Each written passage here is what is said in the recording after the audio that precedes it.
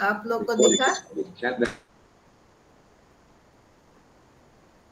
आप लोग को पता चला? टाइप ऑफ ट्रांजैक्शन हम बताए, आप लोग देख सके क्या? Yes? Okay. I'll come across. Type of transactions I have shown. I'm sorry, because of this I was unable. Now, can you see my slides? Ma'am slides तो नहीं दिखाई दे रही अभी। नहीं दिखाई दे रहा है? अच्छा, ओके, फिर से करना।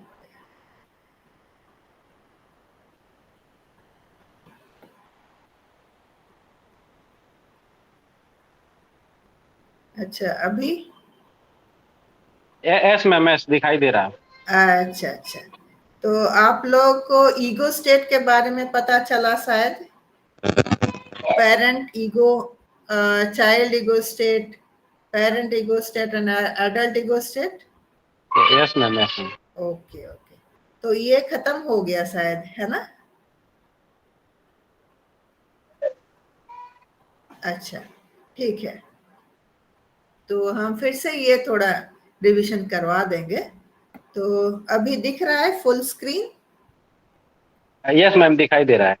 Very good. तो ये ईगो स्टेट तो हम बताए, आप लोगों को दिखाई दिया? तभी दिख रहा है? यस? यस मैम, अभी दिख रहा है। चलो, ठीक है, तो हम एक रिवीजन फिर से करवा देते हैं। तो in ego states we have three types of ego states: child ego state, parent ego state, and adult ego state. So in child ego state we have two types again: adopted child and free child. So adopted child, we go with the demands of others. बाकी लोग जैसे चाहते हैं हम वैसे ही करते हैं. This is how we behave. Okay. तो अनदर फ्री चाइल्ड ऐसा होता है कि the way I feel it is good I will behave. So ये आप लोग भी देख सकते हैं कि where do you stand, how do you behave, how do you communicate with others. So parent ego state, when a child grows up, they learn from their parents. So there are two types of parent ego state again. One is controlling or critical parent. Another one is nurturing parent. So here in the controlling parent, they become very aggressive. They want their child to do whatever they want, their desire is. Whereas nurturing, they support the child to that extreme and defend them for any type of difficult situation. And adult ego state are very much matured people. They judge with logic and rationality. This is where they are standing for. So when adult ego state is there, there will be no problem. Whereas if there is a child and adult, there will be a problem, or parent and adult, there will be a problem. So if there is an interaction between different ego states which do not judge together, there will be always problem in the communication. So here there are two types of strokes, the way we speak to others. So one is positive, one is negative. These strokes may be verbal or non-verbal. So the strokes, positive means a genuine smile you can give some compliment, वाह कैसा अच्छा speech दिया तो आप. Or you can also tell the children also that क्या बात है, बहुत अच्छा मार्क लाए, अच्छा पढ़ाई करना ऐसा. So these are all positive stroke. Negative stroke among teachers also we can see that they become jealous or aggressive tone में बात करना आपस में, or giving a stern look or starey look, or giving a slap on the back of the head. आजकल बच्चे पसंद नहीं करते भी, even we don't like giving a slap on the back of the head and saying अरे तू किसी काम का नहीं है. So all this a negative stroke. So it comes according to the ego states. So if we are in a positive ego state, we give a positive stroke, and if we are in a negative ego state, we give a negative stroke. So the strokes differs according to the ego states of the person. So the transactional styles as shown in the diagram. So there will be different type of transactional communication. So child to adult, child to parent also. Sometimes teachers, they behave like a nurturing parents or controlling parent. So there will be some differences when the parent child ego state takes place. So आप लोगों को सब दिख रहा है, बीच बीच में हम पूछेंगे क्योंकि बीच में मुश्किल हो गया था. Can you all see the slides? Yes ma'am, दिख रहा है. Okay okay, thank you. तो impact of ego states on transactional types, अलग अलग टाइप्स होता है इम्पैक्ट. तो हम लोग जैसे ईगो स्टेट अपनाएंगे तो वैसा ही हम लोगों का ट्रांजैक्शनल और कम्युनिकेशन दिखेगा. So there are different type of transaction. So one is complementary transaction. Complementary transaction means the sender can predict the response of the receiver. तो हम अगर कुछ बोले तो पता चल जाता है कि ये ऐसे ही रेस्पॉन्ड करेगा. So this is what complementary transaction is. So there is always lot of conflicts between parents and adults or teachers and students. जैसे कि when a student comes and asks for marks after exam, marks यहाँ पर मुझे मिलना चाहिए, वहां पर मिलना चाहिए. So this is what a person, the teacher will know that after the exam when the child is coming, student is coming with the answer sheet, तब तो ये कुछ मार्क ही पूछेगा. So we try to predict what transaction communication may take place. So cross transaction is again here the two people are engaging with each other but they do not match. जैसे कि there are parent teachers meeting. So some parents may say that हमारा बच्चा को तो और भी marks Dzire करता है तो इसमें नहीं मिला क्यों. So the parent will be in a different ego state, the teacher will be in a different ego state. The teacher will be in an adult ego state क्योंकि टीचर को पता है कि किस लिए मार्क्स नहीं दिया गया और किस लिए मार्क्स दिया गया. So this is always a cross transaction. Communication सही नहीं होता इसमें.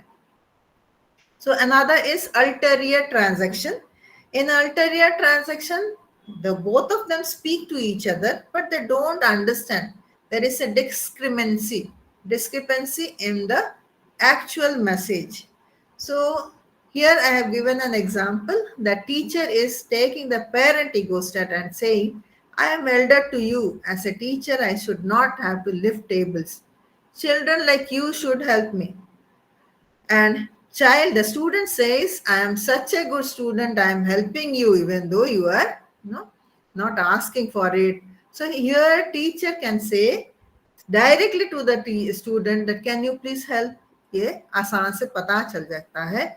ज्यादातर घुमा के बात करना, तो student also goes in a different way. So in these three types of transaction, you see that there is always a negative transaction if things are not working out properly in communication.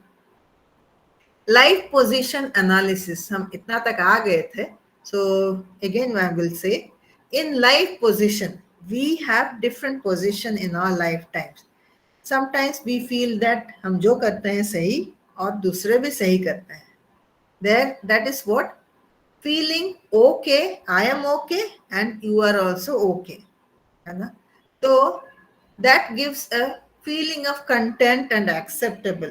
किसी में कुछ communication का problem नहीं रहता. But sometimes there are situations where feel that I am okay and you are not okay.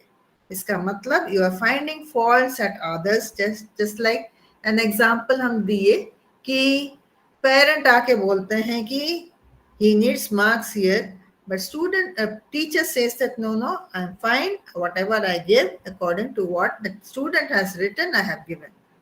तो ये दूसरों को blame करना, that is what finding faults at others. So sometimes you may have some situation like I am okay and you are not okay. So कई situation ऐसा भी होता है कि I am not okay and you are okay. Lack of self believe, तो हम लोग का भरोसा ही उड़ जाता है कि हम सही सलामत किए कि नहीं। इसी से पता चलता है कि हम लोग का कॉन्फिडेंस कम है। May be somewhere in our life time हो सकता है ऐसा सिचुएशन पैदा हो जाए। तो और एक लाइफ पोजीशन ऐसा है कि I am not okay and you are not okay. तो ऐसे सिचुएशन कब होता है? बच्चे जब अबैंडनमेंट एज में आ जाते हैं, डिप्रेशन में जाते हैं, सोशल विड्रॉल, किसी से बात नहीं की, खेलना कूदना नहीं, and this is one of the dangerous life position, क्योंकि इसमें मेंटल हेल्थ प्रॉब्लम बहुत होता है।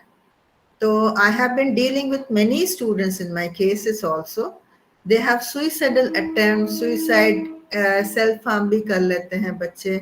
Even I am in an university, बच्चे आके बोलते हैं कि हमें स्कूल में बुली किया गया है, रैगिंग किया गया है। तो इसका मतलब उन लोग खुद पर सेल्फ कॉन्फिडेंस बहुत गिरा देते हैं। तो this are different type of positions. You can check yourself, you can check the students in your class, तब आप लोग स्टेप ले सकते हैं। ठीक। So life positions are 4. One is I am okay and you are okay, or I am okay, you are not okay. Yeah, I am not okay and you are okay, or ये भी हो सकता है I am not okay, you are not okay. Life में जी के क्या लाभ है? तो ये बहुत वर्थलेस सिचुएशन हो जाता है, and this is the end point where we have to take care of ourselves as well as the surroundings. So in this, the life positions are situational. So sometimes we behave according to the situation. जैसा situation पैदा करता है हम लोग वैसा behave करने का कोशिश करते हैं. So in this, life positions may be temporarily and relatively permanent. It's not permanent at all. So here Eric Berne writes that at work someone might use many critical parent to child transactions reflecting I am okay, you are not okay. तो ये तो ज्यादातर होता है. Teachers, if students comes with demand, this is what has to be done. So this is what Eric Berne has said. I is positive, you is negative. That shows I am okay and you are not okay. However, when this person visits a domineering friend, same person अगर किसी दोस्त के साथ मिलने जाता है, तो they reflect that I am not okay, you are okay. तुझे तो सब कुछ पता है मेरे बारे में. So this same person with the situation, they change themselves. So this position is viewed as a reaction to the environment. So they are temporary, they are reactive, and they are controlled by our own decisions. So in this temporary, there are some character traits, there are some qualities which are relatively permanent and do not change with situations. That we have to check whether it is really seen with us always, frequently, or sometimes or rarely. So they're not easily changed by conscious decision or a person's willpower. In fact, they form the basis of one's personality. अगर बचपन में हम लोग को ऐसे treat किया गया तो उसी को हम पर्सनालिटी ले लेते हैं कि हमसे कुछ नहीं होगा क्योंकि हमारे पेरेंट्स ऐसे ही ट्रीट करते हैं. द टीचर्स से that you are not worth of it. तो we take our personality according to the others view point. Okay.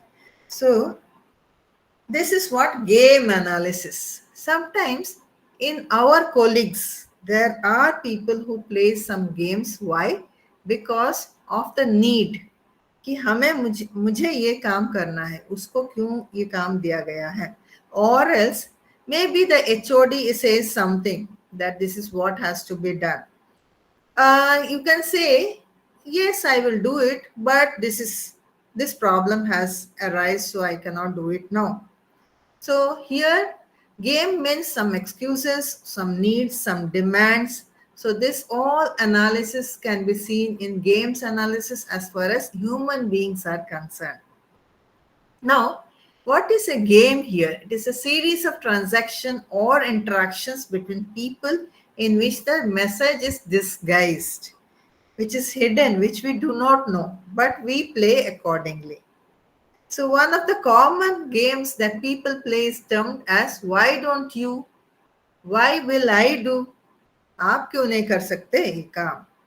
So अगर प्रिंसिपल बोले या एचओडी बोले या कोई बड़े बोलते हैं, and we are subordinates, we are teachers, we have to go, then we say okay, we will do, but there is a problem here. So in this game, once one person shares a problem with another, seeking a solution. So I have a problem. How is it to be done? So when the solution is offered, the person offers an excuse. आप ऐसा कर सकते हैं, नहीं नहीं कुछ excuse बना देना है. So there are people in schools, in colleges, in universities. You will see many people, those who go through game analysis. You can understand where you stand, which position you stand, and you can deal accordingly. So कई game analysis where we see people, they say poor me, एक sympathetic attitude, अरे मुझे ही क्यों इतना दिया जाता है, मुझे ही क्यों बोला जाता है. So that focuses on gaining sympathy and is often used as an excuse to avoid work. Uproar, in which people often make loud arguments, है ना. तो वहां पर even among the colleagues there are seen people where they go with arguments कि ये हम करेंगे, ये और किसी को दीजिए, मैं नहीं कर सकती, कि नहीं कर सकता. So there are different type of game analysis. Sometimes we go with excuses, sometimes we feel that why is it given to me, or sometimes we ask for solutions. This is the problem, give me a solution that I will do. So when you are asking any help from your colleagues or any communication you wanted to develop with another person, you can refer this game analysis technique. You will know how it is to be dealt with. Now, for example, as the department coordinator, Varuna is required to ensure that all teachers submit question papers to her a week before the exams begin. Two of the teachers are not able to meet deadlines. बाकी सब दे दिए दोनों को छोड़ के. तो she suggests to them to organize their work a bit better. हो सकता है तुम लोग को प्रॉब्लम हो, तुम लोग थोड़ा ऑर्गेनाइज करके देखो, दे सकते हो. Now, why don't you use a monthly and weekly planner so that you can organize your work to meet deadlines? So the coordinator is helping them. You can do this.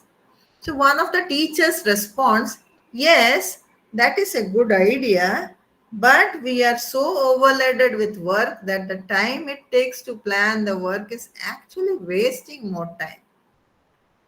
लिए एक साथ बात करना, then they started giving an excuse that what we can do if the workload is more. Yes, that is understood. When the teacher is in the school, the workload is very much because they go for test, assignment, homework, classwork, sab kuch dekh ke it is.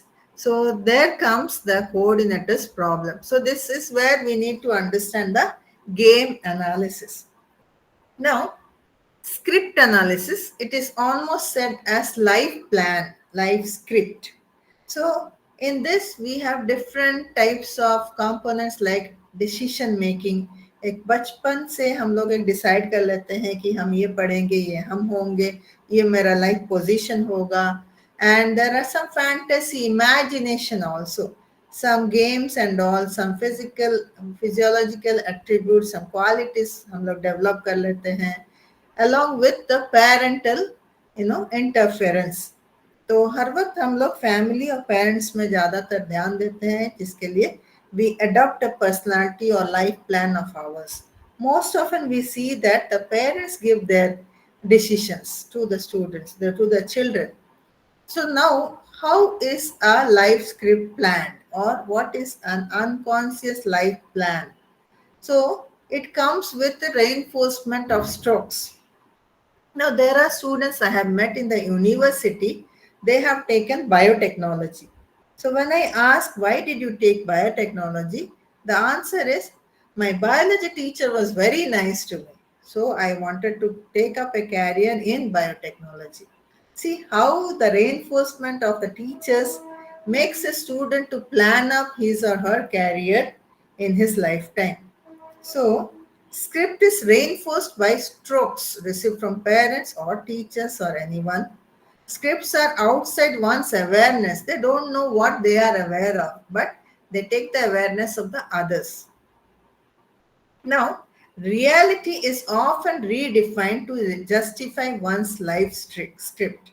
So, in reality, they need to justify whether it is really good or not. So, identifying and changing the life script is one of the key aims of therapy under transactional analysis. So, there are some people who helps like therapeutical. We as counseling psychologists and all, we help them to understand the life script of a person. So,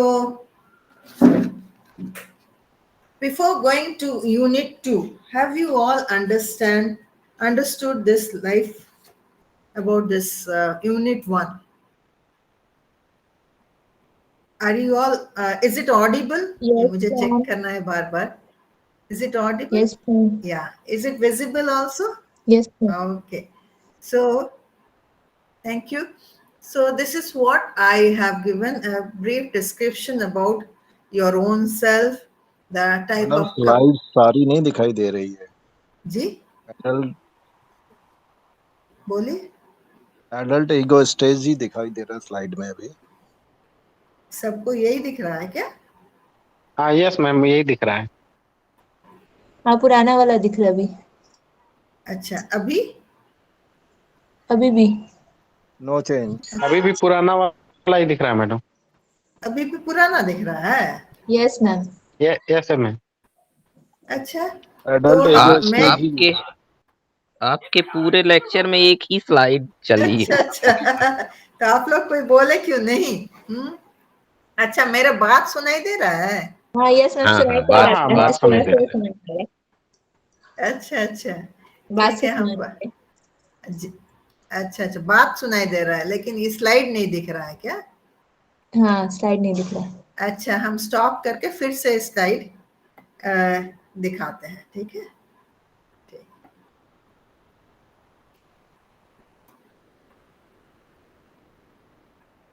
अच्छा, तो आप लोगों को सब कुछ समझ में आ गया, क्या बोले क्या नहीं?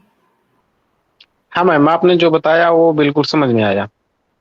Okay okay, thank you. तो हम फिर से ये दिखा रहे हैं और चेंज भी करेंगे. तो आप बताइए ठीक से दिख रहा है कि नहीं? अच्छा, अभी कुछ दिख रहा है? Yes ma'am. हाँ, दूसरी जो- स्लाइड दिखी. आ गया ना हाँ, दिख दूसरा? अच्छा अच्छा, ओके. तो अभी क्या थर्ड दिख रहा नंबर है? पे जो ट्रांजैक्शनल ये- स्टाइल्स दिख रहा है. Yes madam. ये यस मैम. ओके, तो हम ये पेरेंट ईगो स्टेट हो गया, जहां पर दो तरफ का पेरेंट ईगो स्टेट है. वन इज कंट्रोलिंग और क्रिटिकल या नर्चरिंग. ये आप लोग को समझ में आ गया है ना? Yes ma'am. ओके, ये एडल्ट ईगो स्टेट. अभी स्लाइड घूम रहा है? Yes ma'am. हाँ, घूम रहा है. अच्छा अच्छा, ठीक ठीक ठीक. तो अभी ऐसे ही करेंगे. तो जैसे कि आप लोग देखें, एडल्ट ईगो स्टेट के बाद स्ट्रोक के बारे में हम बोले, पॉजिटिव स्ट्रोक और नेगेटिव स्ट्रोक बोले थे. तो आफ्टर दैट ट्रांजैक्शनल स्टाइल्स, जैसे हम बताए, कभी भी किसी भी सिचुएशन में हम चेंज हो सकते हैं. बचपन भी आ सकता है, पेरेंटल भी आ सकता है. So it depends upon the situation. तो टाइप्स ऑफ ट्रांजैक्शन जैसे कि कम्प्लीमेंट्री ट्रांजैक्शन हो या क्रॉस्ड हो या अल्टेरियर हो, कभी भी कम्युनिकेशन में प्रॉब्लम हो सकता है. सो लाइफ पोजीशन जैसे बताए, 4 types of life positions are there. So how do we analyze? जैसे कि I am okay, you are okay अगर बताएं तो we are accepting the things. हम खुद को एक्सेप्ट करते हैं, दूसरों को भी एक्सेप्ट करते हैं. But if I am okay, you are not okay, we are finding faults at others. है ना? तो ऐसे ही I am not okay and you are okay, I am not okay, you are not okay. तो ये 4 किस्म का होता है. So life span. Okay, game analysis.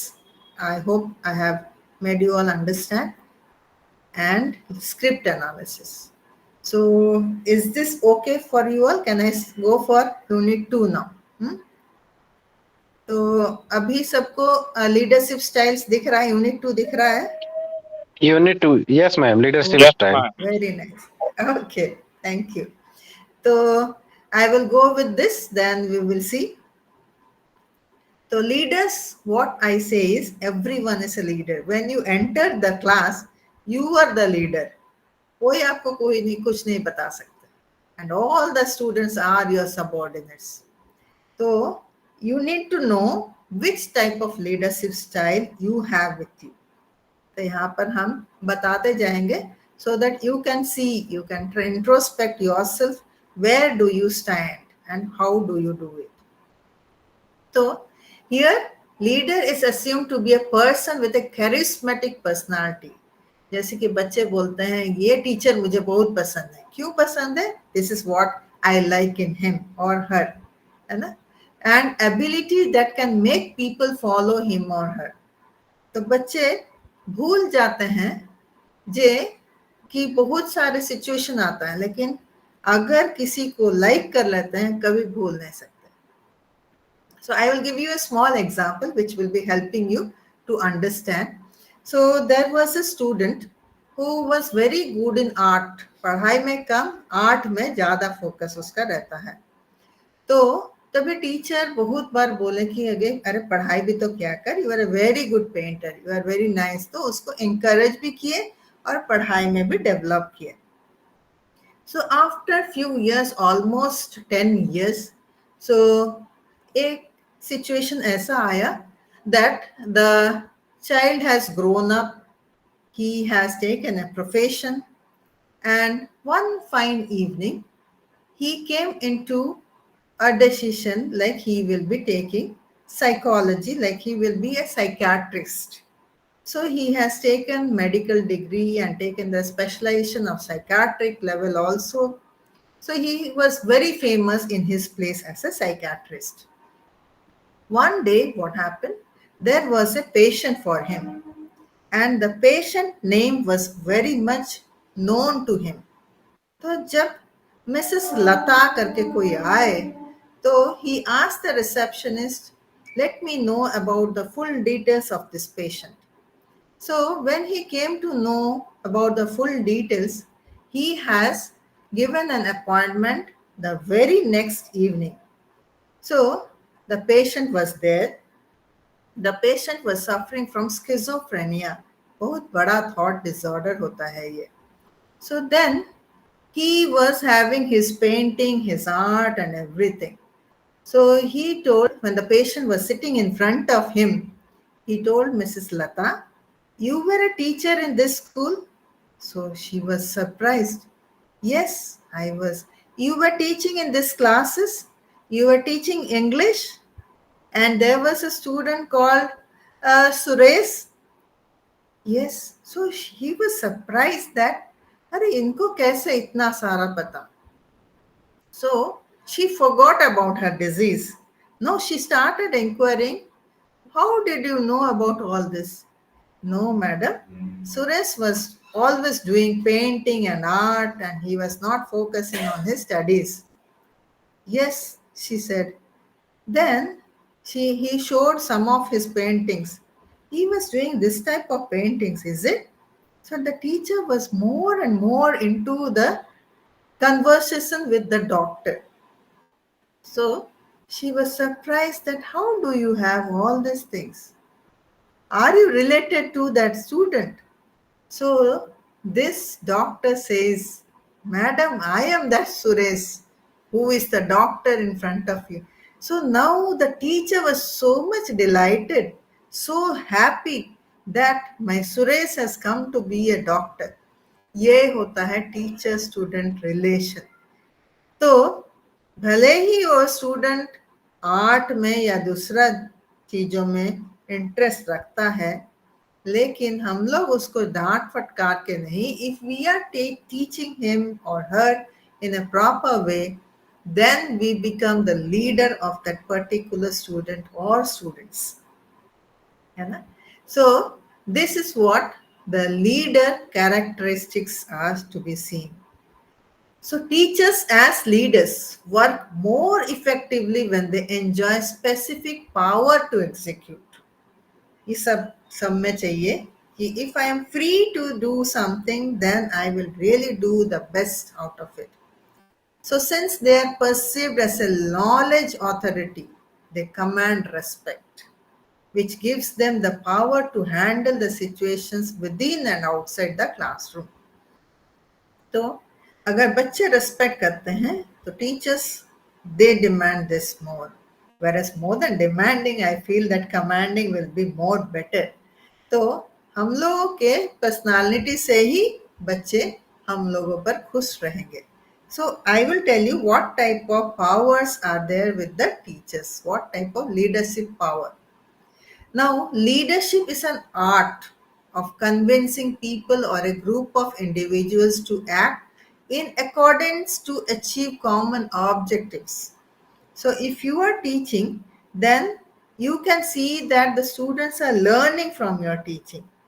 So, it is up to you what type of leader you are. I'll tell you all the types of leaders. It will help you to know what type of leaders you are.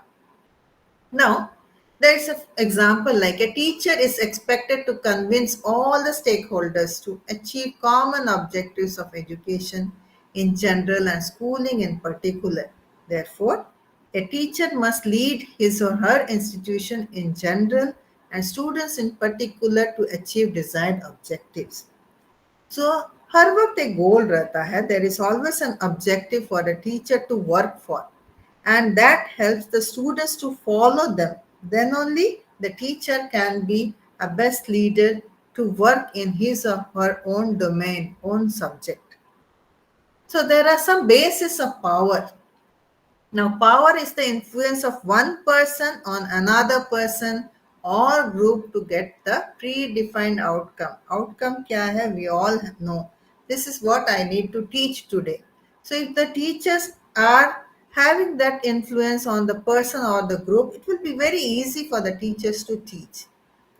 Like in a classroom, a teacher's mere gesture, how they look at the students, and a student is making some noise or distracted here and there, so how is the teacher going to deal with them? So these are some of the positional power or personal power I will be discussing.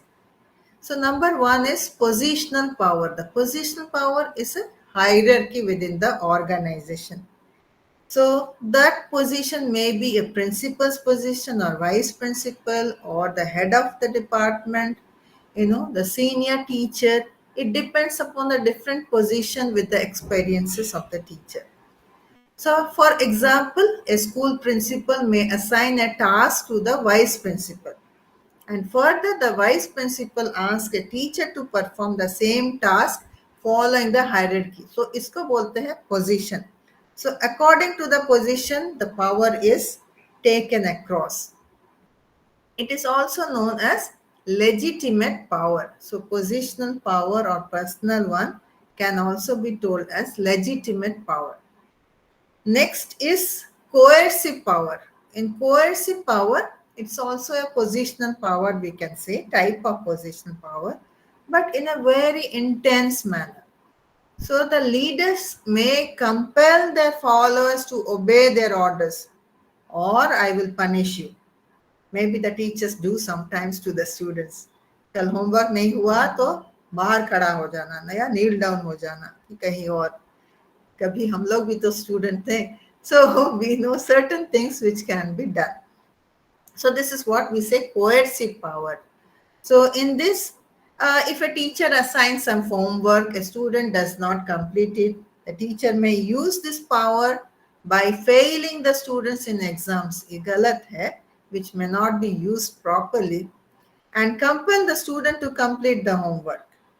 So the major flaw with major weakness जो है with this power is the leaders may face difficulties in winning the trust or building rapport with their followers. अगर leaders ऐसे हो तो followers ठीक से बात नहीं मानेंगे.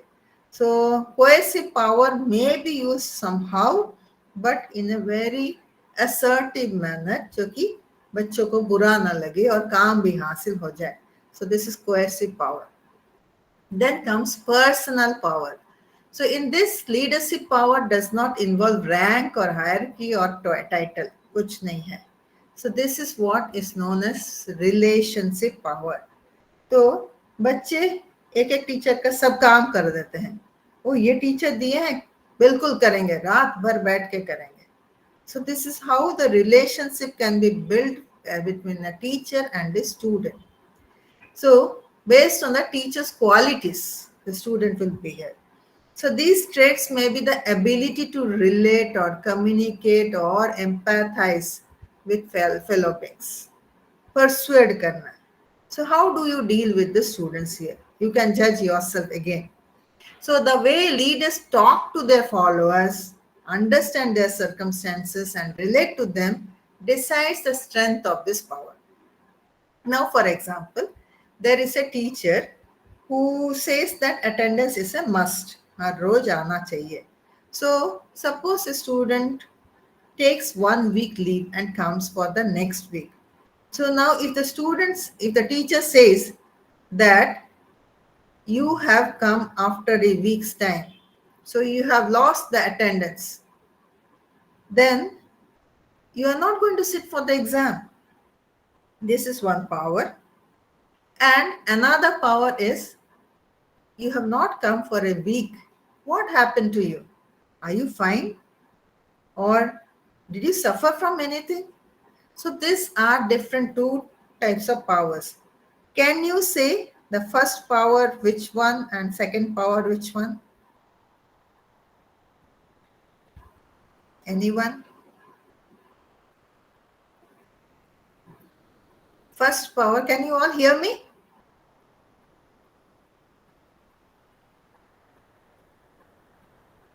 Can you all see me? Yes? So we can understand where we stand. ठीक है? I'll just continue. So sometimes we see the coercive power and sometimes we see the personal power coming across in the teaching level. Okay?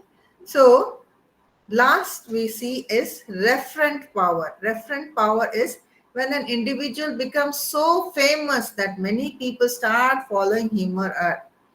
So, like some people are like the celebrities. When a teacher enters after so many years, maybe even after retirement also, they are welcomed by the school. So this is where the teacher holding referent power, the referral also, the way they have behaved with the students and all, they still have it. Like I was giving a referent power of the case where the student still remembers the teacher's helping attitude. As a result, he became a psychiatrist. Okay, fine. So there comes some leadership styles. Are you all able to hear me?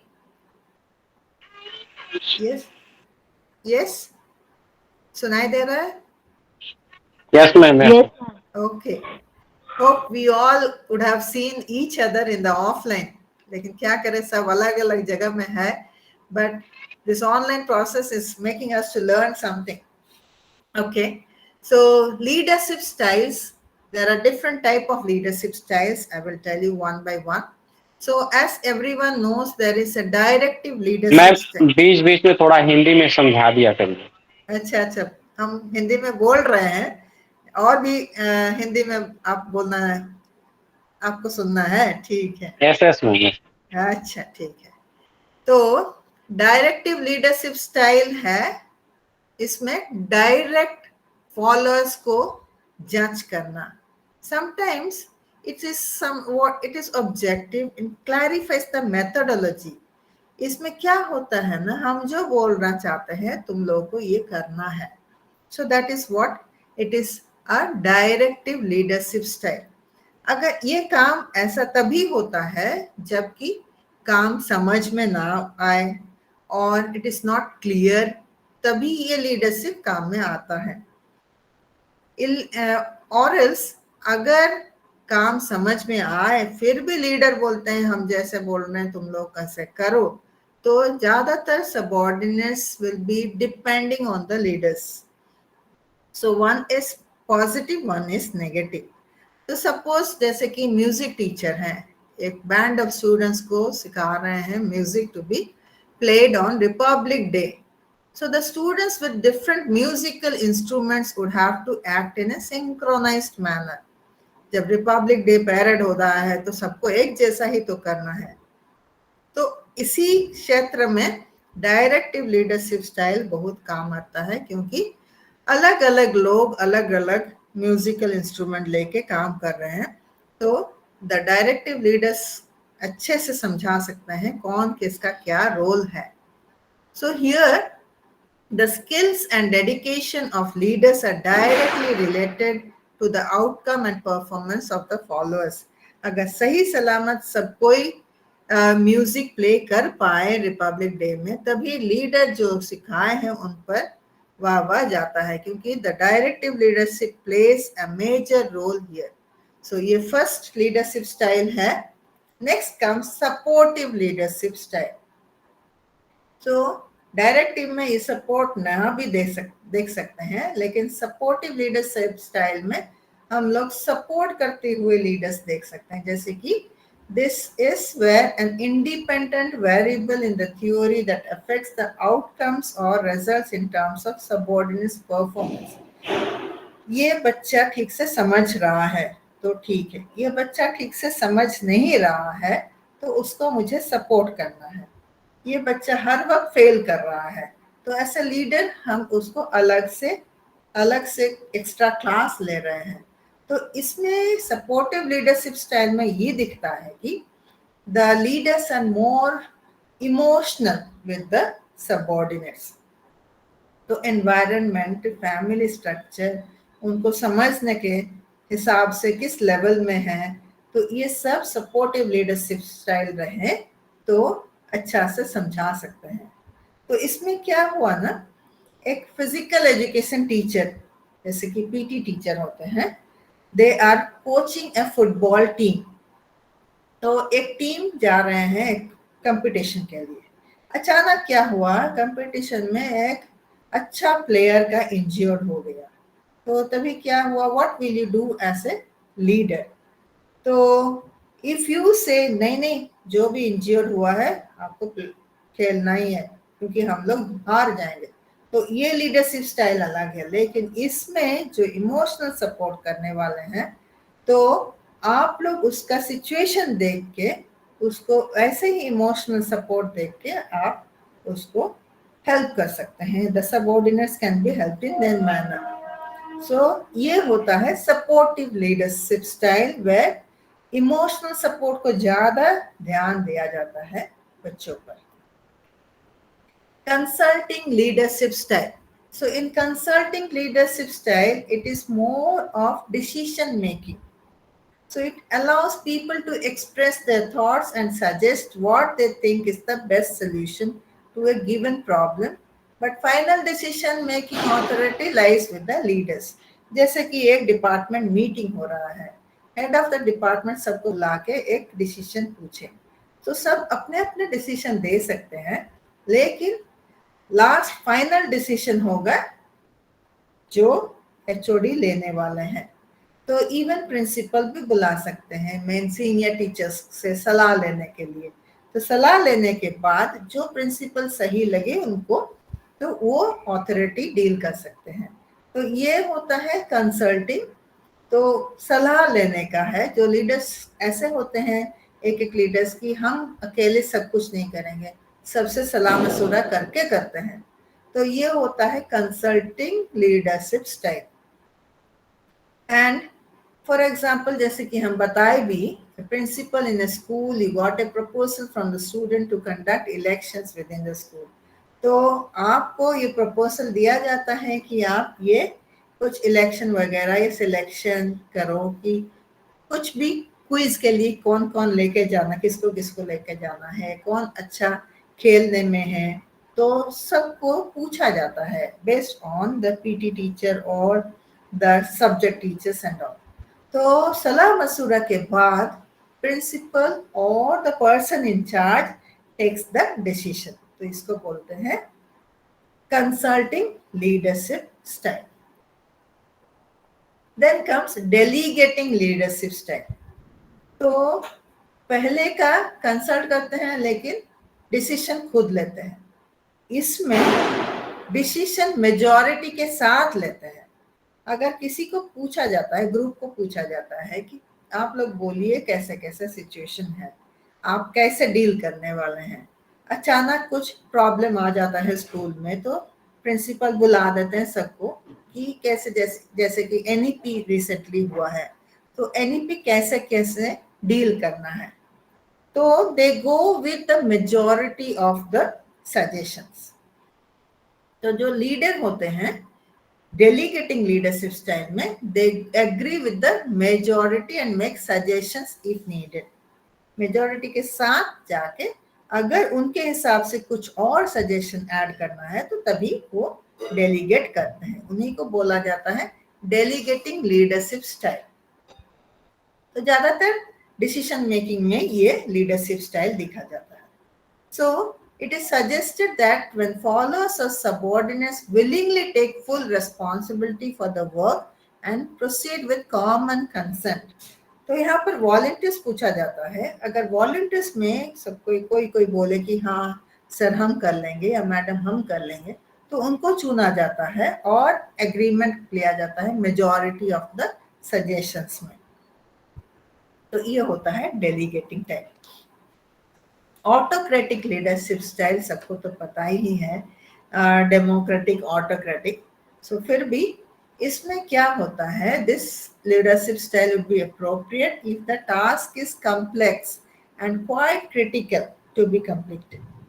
सो अगर कुछ भी काम बहुत complex है, critical है, समझ में नहीं आता है, तो यहाँ पर ऑटोक्रेटिक लीडरशिप स्टाइल काम में आता है, क्योंकि इन लोग फोकस करते हैं कि ये काम हम लोगों को ठीक टाइम में खत्म करना है. जैसे स्कूल में अलग अलग हाउसेस होता है, जैसे रेड, ग्रीन या दूसरा टाई भी पहनते हैं, तो उसके हिसाब से वो अलग अलग हाउस होता है. तो वहाँ पर ऑटोक्रेटिक लीडरशिप स्टाइल ज्यादातर काम करता है कि हमें ये जीतना है, हमें ये खेल में शामिल होना है. तो वहाँ पर जो टीचर है, हाउस टीचर और जो भी कंट्रोल करते हैं, तो उन लोग हर वक्त अपने हिसाब से चलाना चाहते हैं सब सबऑर्डिनेट्स के बीच में. लाइक तो ये है autocratic. Then we come for democratic leadership style. Democratic तो ऑलवेज इट इज पार्टिसिपेटिव. जैसे कि हम लोगों का सोसाइटी है डेमोक्रेटिक, जो कोई भी इलेक्ट होते हैं डेमोक्रेटिक वे ही इलेक्ट होते हैं. So here the leadership style invite inputs and ideas from their subordinates or group and allow them to participate in the decision making process. यहाँ पर लीडर्स नहीं बोलते हैं कि हाँ हम जो बोलेंगे वही होगा, ये तो ऑटोक्रेटिक में चला गया. तो डेमोक्रेटिक में आप लोग क्या बोलते हैं, आप लोग के सलाह से हम लोग डिसाइड करेंगे. जैसे इलेक्शन होता है, जैसे हम लोग का मिनिस्टर्स वगैरह सबको इलेक्ट होते हैं. So it is through always democratic वे.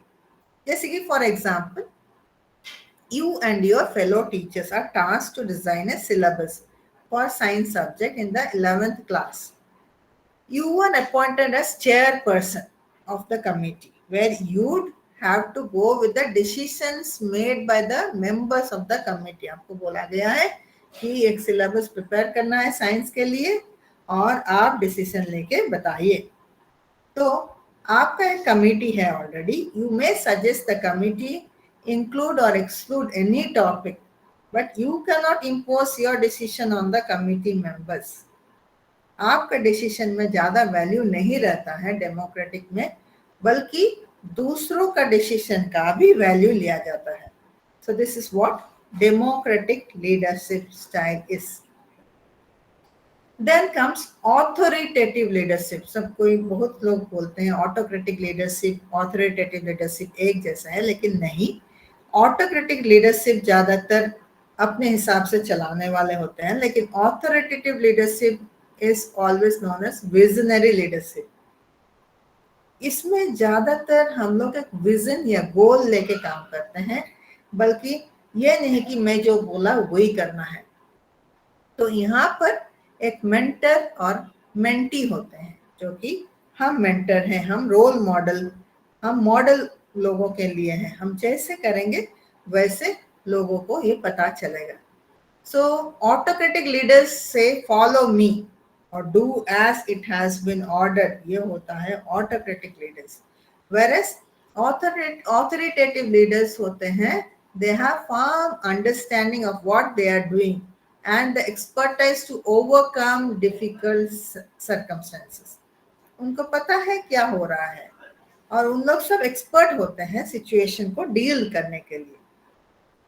तो इन लोग ज्यादातर एम्पैथेटिक होते हैं। एम्पैथेटिक आप लोगों को सब कुछ पता है, सिंपैथी क्या होता है, एम्पैथी क्या होता है। सिंपैथी जैसे कि वो नहीं कर सकता, लेकिन एम्पैथी हम खुद को उसके जगह पर रख के हम लोग डिसाइड करते हैं। तो यही होता है ऑथोरिटेटिव लीडर्स। जैसे कि example, you are a dance teacher and preparing your student for a stage dance performance. So, however, a dance move is too complex for your students to perform. बच्चे ले नहीं सकते एक दो steps। तो ऐसे डांस टीचर आप लोग क्या करेंगे? So then, of course, you would lead your students by performing it and ask them to observe and reproduce it. आप उनके लिए बार बार खुद करके दिखाएंगे, तभी उन लोग ले सकते हैं। So by doing this, the students will be able to connect themselves to you and follow. तो ऐसा नहीं कि मैं एक बार बता दिया सबको करना है, नहीं। आप लोग को समझ में नहीं आता है तो ठीक है, हम और एक बार बता देते हैं। सो this is what authoritative leadership style, because उन लोग को ये देखना है कि बच्चे सब समझ में आ जाए। तो आप लोग भी कुछ अगर पढ़ाना है तो वैसे आपको देखना है कि बच्चे आपको समझ सकते हैं जो आप पढ़ाना चाहते हैं। तो this is authoritative leadership style. Then comes laissez-faire leadership style. Laissez-faire, it means it allows more freedom to the subordinates than delegating leadership style. इस सबसे ज्यादा छूट दिया जाता है सबऑर्डिनेट्स को। तो इसमें अंडर डेलीगेटिव लीडरशिप स्टाइल क्या होता है, goals objectives are pre decided, पहले से पता चल जाता है क्या करना है क्या नहीं। And the leader works with subordinate shoulder to shoulder, जैसे कि हमारे अंदर जो डिपार्टमेंट में है उनके साथ मिलके काम करते हैं इसमें डेलीगेटिव लीडरशिप में। So the leaders role remains passive, इतना एक्टिव नहीं होता है। लेकिन the leadership in laissez faire is not involve in goal setting, बल्कि इन लोग का ऑब्जेक्टिव है और डिसीजन मेकिंग है अनटिल आस्क्ड और रिक्वायर्ड टू डू सो।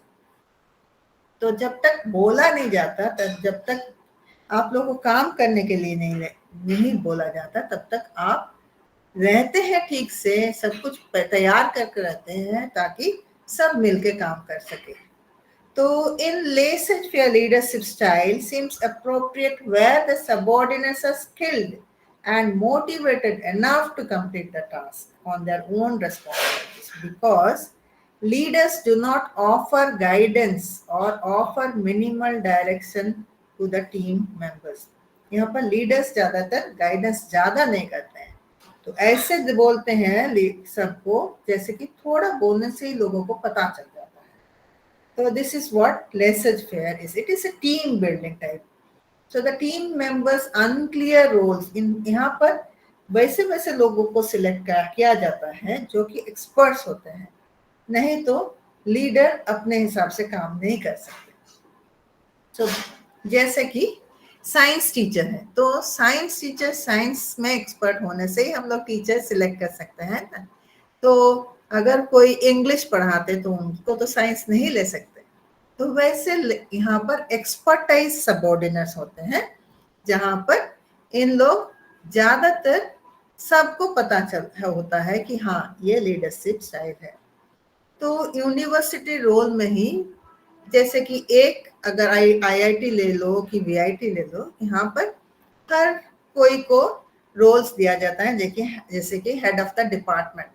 तो हम अगर 2 साल रहे और एक कोई है हमारे बाद आने के लिए, तो इसका मतलब क्या है ना, हम जैसे एक्सपर्टाइज है, हमारा ग्रुप में और भी लोग एक्सपर्टाइज हैं, तो सबको वैसा छूट दिया जाता है अपने हिसाब से काम करने के लिए, क्योंकि आज जिस जगह में हम है, हो सकता है 2 साल बाद और कोई इस जगह में आ जाए।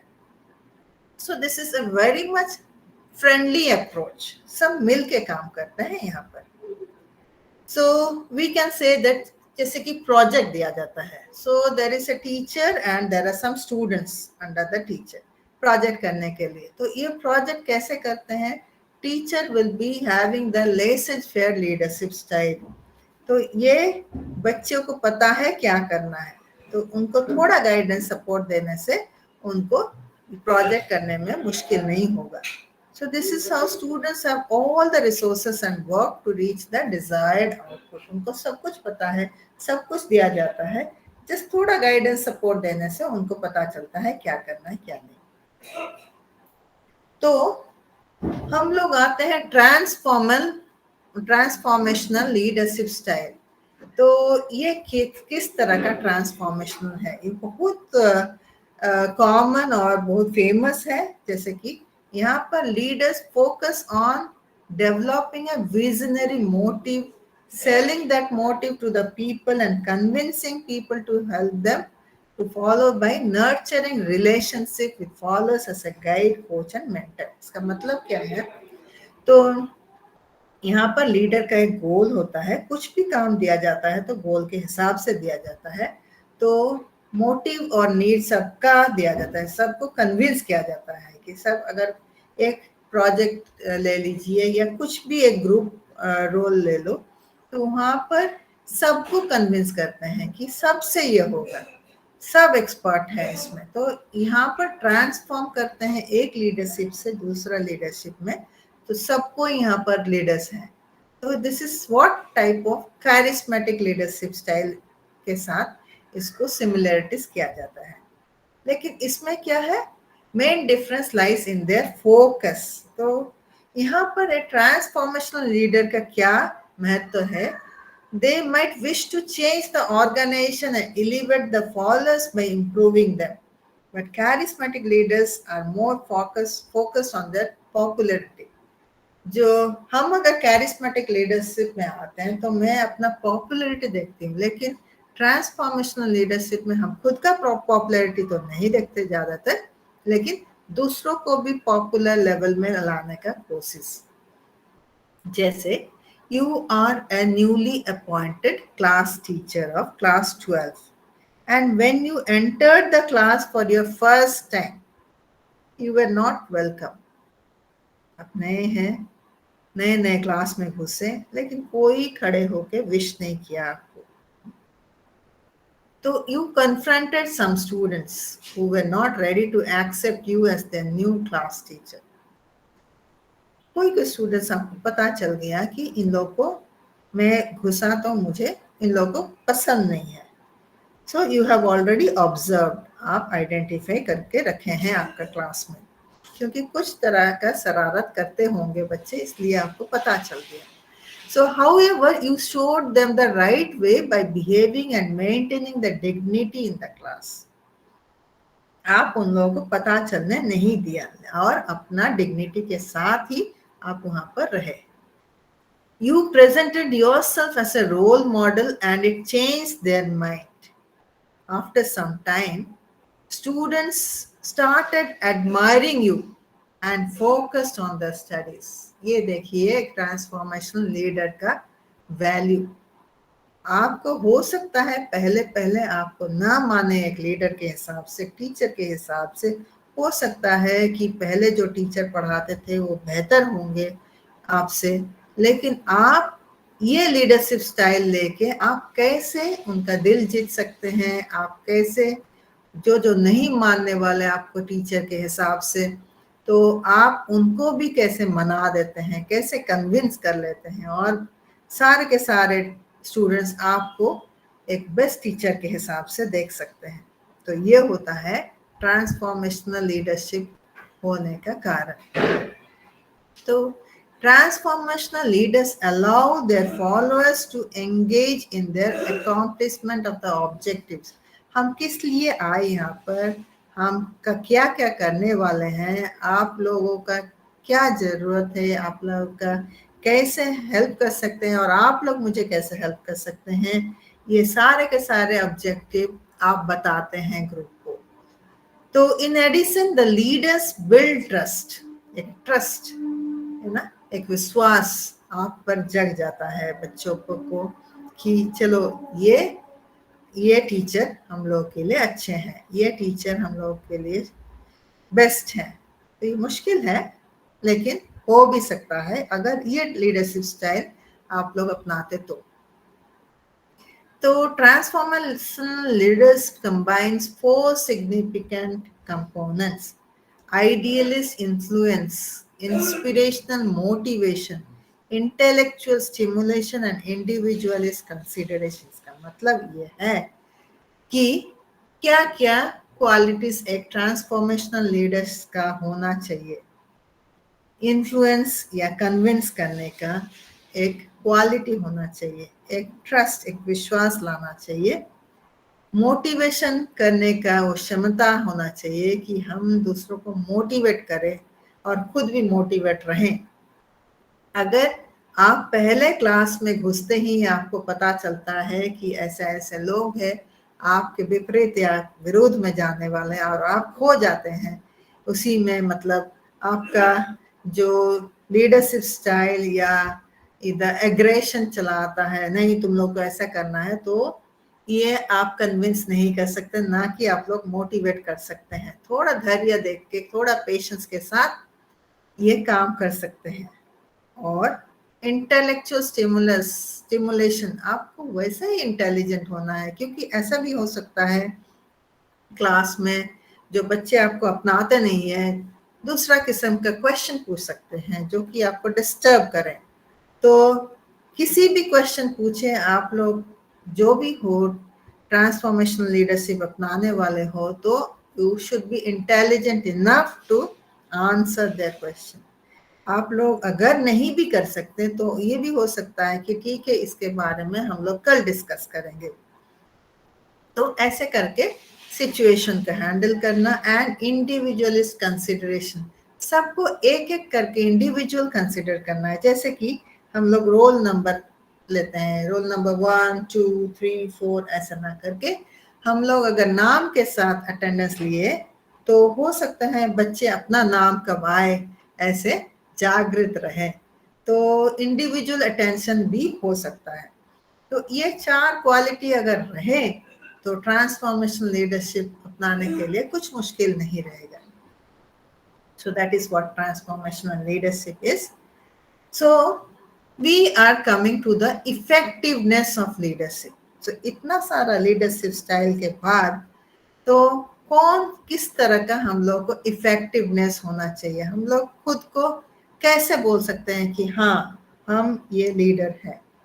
So leadership is the power to make significant changes in an organization or within the individual. So ऐसे लीडर हम ऑर्गेनाइजेशंस के लिए काम करते हैं और बच्चों के लिए भी काम करते हैं. तो इसमें अगर कुछ भी मुश्किलें हमको दिखे तो हम चेंजेस कर सकते हैं, या ऐसे कि बोल के कि इसमें चेंज करने से ये बेहतर होगा, या बच्चों के साथ डील करके अगर कोई भी बच्चे ठीक से पढ़ नहीं सकते हैं उनको भी डील करके उनके साथ बातचीत करके या दूसरा टेक्निक अप्लाई करके या मोटिवेट करके, जो भी हो करके आप इफेक्टिव लीडरशिप स्टाइल में आ सकते हैं. So leaders with vibrant leadership abilities may be seen as role models. ऐसा नहीं कि आपको डेमोक्रेटिक लीडरशिप ऑटोक्रेटिक में रहना है या लेसेस फेयर में या ट्रांसफॉर्मेशनल में या डायरेक्टिव में या ऑथोरिटेटिव में, ऐसा कुछ नहीं है. आपको रोल्स चेंज करना है in order to be an effective leader. हो सकता है आप क्लास में थोड़ा स्ट्रिक्ट हो लेकिन क्लास के बाहर आप एक दोस्त हो. सो ऐसे होने से सबसे ज्यादा जागृत हो जाएगा बच्चों पे कि ठीक है टीचर तो स्ट्रिक्ट है लेकिन बाहर हो तो बहुत अच्छे हैं. लेकिन बहुत प्लेजेंट या मन लेने वाला बच्चों को लेके अगर चलना है तो बच्चे आपको वैसे रेस्पेक्ट नहीं भी कर सकते हैं। बहुत फ्रीडम अगर दिया जाए बच्चों को तो ऐसा होगा कि अरे ये तो टीचर है ना, चलो चलते हैं, नो प्रॉब्लम, वो कुछ नहीं बोलते हैं। तो ये भी नहीं हो सकता है। तो एक इफेक्टिव लीडर्स के लिए different type of leadership abilities रहना चाहिए, तभी हो सकता है कि आप एक अच्छे लीडर हो। So the prime focus of any leadership is to get the work done. Assertive होना है, आजकल का ये क्वालिटी बहुत ही चाहिए, क्योंकि मेरा काम करवाना है। सो बच्चों से अगर हम होमवर्क देते हैं या क्वेश्चंस देते हैं या किसी कुछ काम देते हैं सब क्लास को, वो काम सबको करना है। तो अगर काम नहीं करते हैं तो हम किस तरह का लीडर है? There you need to judge yourself. तो ये दूसरा किस्म का होता है जब we leaders need to achieve complex task। जितना मुश्किल टास्क हो as a leader we need to think that हम कर सकते हैं। जितना चैलेंज हो, जितना कॉम्प्लेक्स हो, ये हम करना चाहते हैं, तो it will be a complex task. Sometimes next to impossible task, कोई भी हो सकता है बोले कह रहे ये तो इम्पॉसिबल है, आप कैसे कर सकते हैं? तो इम्पॉसिबल तो आजकल तो मोटिवेशन में बोला जाता है, impossible is not there, where is I am possible. यही होता है एक लीडर्स का ग्रेटेस्ट क्वालिटी। तो अब अगर एक बच्चा हर वक्त फेल करता है, हो सकता है उसका फैमिली में कुछ मुश्किलें हो सकता है बच्चा ठीक से ना पढ़ पाए, या हो भी सकता है आजकल के बच्चे में बहुत किस्म का डिजीज दिख रहा है। लेकिन अगर ऐसे लीडर, ऐसे टीचर हम अगर ये लेते हैं कि नहीं, ये बच्चा को हम करके दिखाएंगे कि वो ठीक सही सलामत लेके पढ़े और अच्छा मार्क लाए, ये होता है लीडरशिप का स्ट्रेंथ। तो राइट लीडरशिप आपको अपनाना है, एंड अगर एक बार अपना लेते हैं it will make your work easy. तो sometimes followers are not ready to implement the decision. हो सकता है बीच बीच में कोई आपका बात ना माने, तो sometimes working conditions are problematic and sometimes the system might not support it। हो सकता है बच्चों के थ्रू से हो, आपको स्ट्रेस आ जाए कि काम ठीक से नहीं हो रहा है, या सिस्टम जहाँ पर स्कूल में आप लोग पढ़ा रहे हैं वहाँ पर भी दिक्कत हो, मुश्किलें पैदा हो सकता है, या आप कुछ बताने वाले हैं कोई सुनने के लिए तैयार नहीं है, बहुत किस्म का प्रॉब्लम आ सकता है। So as a leader, you need to face it. So facing all these circumstances, a leader must utilize minimum resources to provide maximum output. तो ज़्यादा कुछ करने के लिए नहीं है, लेकिन एक लीडर को एक अच्छा खासा आउटपुट अगर चाहिए तो उनको पता होना चाहिए कि थोड़ा से एंटरटेनमेंट या कुछ थोड़ा सा अगर हम लोग एफर्ट लगाए और उसमें अगर अच्छा रिजल्ट आए तो उसी को बोलते हैं प्रॉपर लीडर। तो लीडरशिप, अगर आप लोग सब कोई एक एक लीडर हो, आपके जगह में आप तो लीडर हो ही, लेकिन इससे आपको पता चलता है कि आपका लीडरशिप रोल में आप कहाँ पर खुद को देख रहे हैं, आपको कहाँ पर ज़्यादा महत्व देना पड़ेगा, इसमें आप थोड़ा कमज़ोर हो तो उसमें क्या हो सकता है, आपको कहाँ पर बहुत मुश्किलें होता है कि कहाँ आपको डेवलप करना है। तो इसी से आपको पता चल जाएगा कि आपका पोजीशन कहाँ है। तो लीडरशिप स्टाइल में एक तो पावर होता है, कोएसिव पावर या पर्सनल पावर, है ना, या positional power, referent power.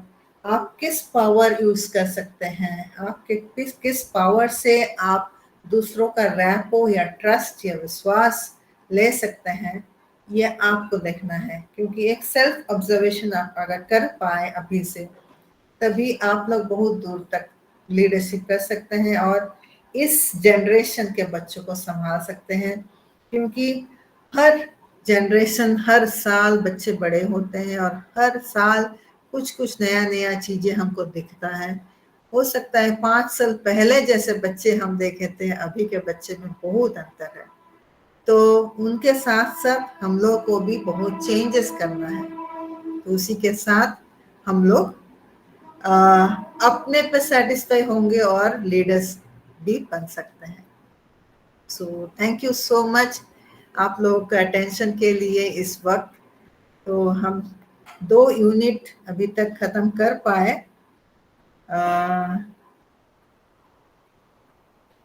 So any doubt anywhere, any, हम कोशिश किए आसान से समझाने के लिए, हिंदी जितना आता है हम बोल पाए। So I could see someone is raising hand. Dharm ji, आप कुछ बोलना चाहेंगे?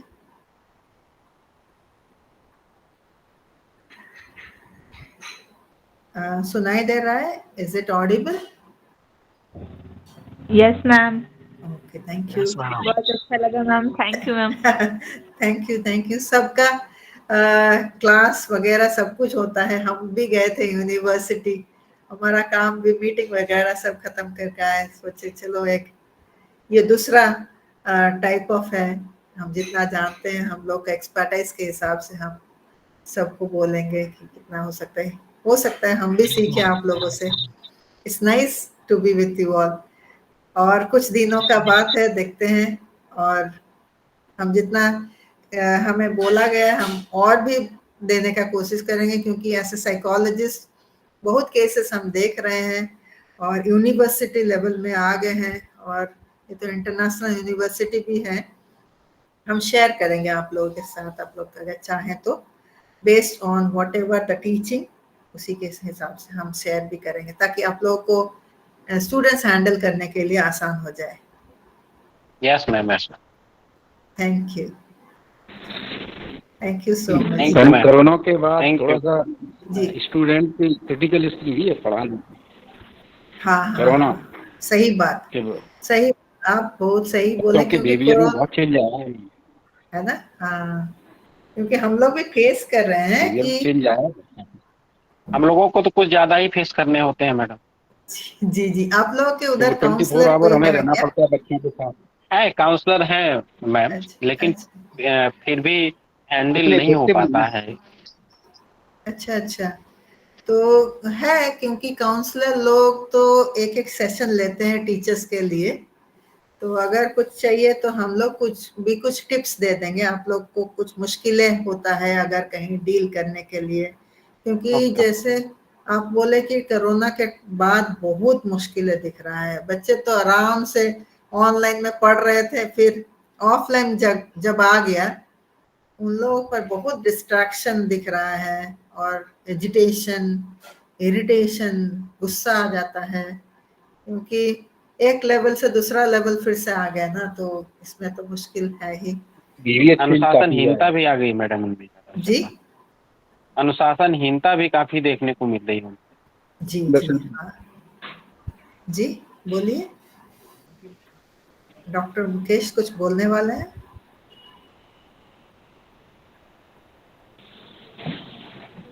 एक्चुअल में क्या है, कोरोना के बाद बच्चों के जो बिहेवियर है ना, जी उसमें बहुत सारा परिवर्तन आया है। बचपन उनका खत्म हो चुका है। सही ये है जो सही हम लोग जिस स्थितियों में गुजरे थे, जी उन स्थितियों को देखा जाए तो वो आज के बच्चे बिल्कुल भी उसको सहमत हैं, जी और उसको जानना नहीं चाहते। वो तो अलग ही किसी दूसरी दुनिया में जी रहे हैं। और दूसरी दुनिया आप जानते ही हो, कोरोना में क्या हुआ, कैसे हाँ वो तो है। ऑनलाइन। वो तो ऑनलाइन में तो बच्चे ऑनलाइन में है या और किसी कुछ काम कर रहे हैं वो भी पता नहीं चलता। जी जी तो ये बहुत बच्चे, ऐसा भी था कि घर में मोबाइल फोन नहीं दिया जाता था बच्चों को, लेकिन जी जब कोरोना के टाइम आ गया तो मोबाइल के बिना तो काम नहीं हो सकता, यस मैम, यस। है ना। तो बच्चे मोबाइल लेके क्या करते हैं वो भी नहीं पता, तो उसमें तो बहुत मुश्किलें पैदा हो गया था। और ऐसा भी है, गुस्सा करके कुछ भी कर सकते हैं आजकल। बहुत हम लोग फेस कर रहे हैं कि बच्चे हाथ काट लेते हैं, या ठीक है किस लिए हम जिए, इतना तक चला जाता है। मुश्किलें बहुत यस पैदा मैम, हो। ऐसी समस्याएं धैर्य नहीं एनबी में धैर्य भी आ नहीं है रही। बिल्कुल। एक तरह का पेरेंट्स की धमकी बात हम नहीं लोगों मानते, को। पेरेंट्स की बिल्कुल बात नहीं मानते हैं, पेरेंट्स भी बिल्कुल हमारे सामने कहते हैं आप ही जानो सब, अच्छा, हम क्या कर सकते हैं, हमारी बात पेरेंट्स तो साफ मानते साफ नहीं, बोलते आप ही हैं कि करिए। हम बच्चे को छोड़ के गए हैं, अब गार्जियन तो आप ही हैं, आप ही देखिए बच्चे को। ऐसा हमारा नहीं हो बाप सकता नहीं है। गार्जियन तो यही गार्जियन बात वही है। है, क्योंकि बच्चे जब तक हम लोग के साथ है हम लोग सपोर्ट कर सकते हैं, लेकिन उनका जगह कोई थोड़ी ले सकता है। यस मैम, लेकिन फिर कहते हैं कि ये रिस्पॉन्सिबिलिटी आप टीचरों की है, आप देखिए, आप हाउस मास्टर्स हैं, आप देखिए उसको, वे समस्याएं जो है अच्छा, जो भी आती हैं आप उसको फेस करिए। वो ऐसा अगर आप लोग कर सकते हैं, क्योंकि यहाँ पर भी पेरेंट्स जब आते हैं हम लोग समझाते हैं उनको कि उनका क्या रिस्पॉन्सिबिलिटी है और हम लोगों का क्या रिस्पॉन्सिबिलिटी है। अगर हम लोग का जॉब सिचुएशनल रोल्स पता चल जाता है तो एटलीस्ट हम लोग उनको समझा भी सकते हैं, तो समझते हैं पेरेंट्स यहाँ पर। क्योंकि उन लोग जब भी आते हैं ओरिएंटेशन में हम लोग ये बोल देते हैं कि आप लोग पेरेंट्स मतलब पेरेंट्स ही रहोगे, आपका Yes, जगह yes. कोई नहीं ले सकता। नहीं ले सकता, सही बात। हाँ, तो रिस्पॉन्सिबिलिटी बिल्कुल जो सही है, बिल्कुल सही। जो उनका रिस्पॉन्सिबिलिटी है वो हर वक्त परमानेंट रिस्पॉन्सिबिलिटी है। हम लोग का परमानेंट तो नहीं है, जब तक हम लोग के पास है हम लोग उनको देखभाल कर सकते हैं, कर यही सकते हैं, बिल्कुल। है ना। अच्छा अच्छा, thank you madam, thank you. Thank you Thank so you, much. ma'am. तो कल फिर मिले और नया नया चीज कॉन्सेप्ट्स को लेके हम लोग और भी सीखेंगे, और कुछ भी ऐसा डिस्कशन हो तो जरूर हम लोग डिस्कस करेंगे। तो फिर कल ठीक है, मैम। 5 बजे फिर से मिले। मधुरा जी, आप कुछ बोलना चाहते हैं? आप you have raised your hand. हाँ मधुरा जी, आप अनम्यूट करके बोल सकते हैं।